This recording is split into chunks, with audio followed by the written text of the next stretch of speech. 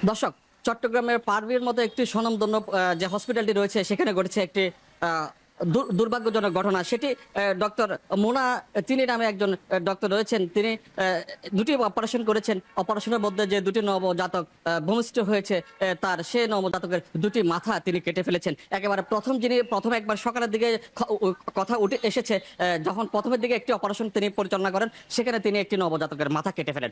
দ্বিতীয়ত সন্ধ্যায় যে অপারেশনটি তিনি আবার করেন একই ডক্টর, তিনি সেই নবজাতকের মাথাও কেটে ফেলেন। তো এই যে সুনামধন্য একটি হাসপাতাল রয়েছে সেখানে নবজাতকের একই ডক্টরের হাতে দুটি মাথা কেটে ফেলা, সেটি এখানে একটা চাঞ্চল্যকর একটি প্রতিক্রিয়া, বিস্তর প্রতিক্রিয়া এখানে তৈরি হয়েছে। এবং এখানকার যারা রয়েছে তারা এই ডক্টরের যে নিন্দা জানিয়েছেন এবং তারা একটি সুস্থ তদন্ত করে এই ডক্টরের পিছনের ব্যাকগ্রাউন্ড কি এবং তিনি আজও ডক্টর কিনা সেটি এখানকার হাসপাতাল কর্তৃপক্ষ যারা রয়েছেন তাদেরকে একটি মেডিকেল বোর্ড বসিয়ে তাদেরকে চূড়ান্ত সিদ্ধান্ত নিয়ে এটি বিচারের মুখোমুখি তাকে দাঁড় করানোর জোর দাবি জানিয়েছেন। আমি এই মুহূর্তে রয়েছে চট্টগ্রাম পারভীর হাসপাতালে। আমরা রোগীর গার্ডিয়ানের সাথে, নবজাতকের গার্ডিয়ানের সাথে কথা বলেছি, তারা সেটি বলেছেন।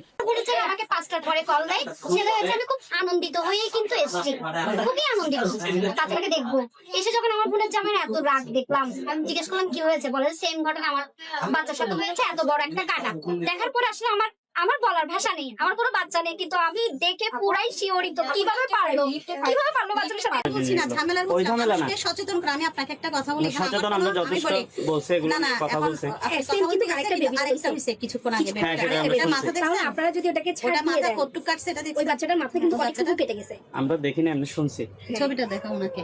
তো এখন আসলে এরা হচ্ছে মানে কিছু ডাক্তার, সব ডাক্তার না, কিছু ডাক্তার আছে হচ্ছে ওরা যত তাড়াতাড়ি বাচ্চা যদি একটু একটা নবজাতক শিশু কেটে ফেলে বাচ্চাটা মারাও যেতে পারে। ওনাদের প্রতিবাদ তো করতে হবে।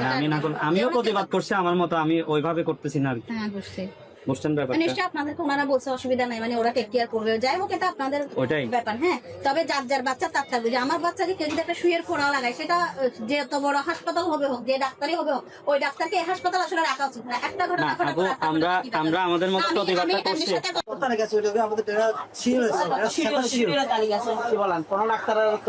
আমরা তো জানি যে আপনাদের কাছে ডক্টরের নাম্বার থাকা উচিত। নাম কি পুরো নাম? তৌফিকুর রহমান মোনা। আমি কোনোভাবে অ্যাকসেপ্ট করবো না। ম্যানেজমেন্ট থেকে শুরু করে কর্তৃপক্ষ, এখানে যে টিম থেকে শুরু করে, এটা গাফিলতি। আমার বাচ্চা জন্ম হওয়ার পরে যদি মেডিসিন খাইতে হয়, দিতে হয়, মাথা কাটা পরে, তাহলে এটা কোনোভাবে সেলাই করছে না, এটা কোনোভাবে অ্যাকসেপ্ট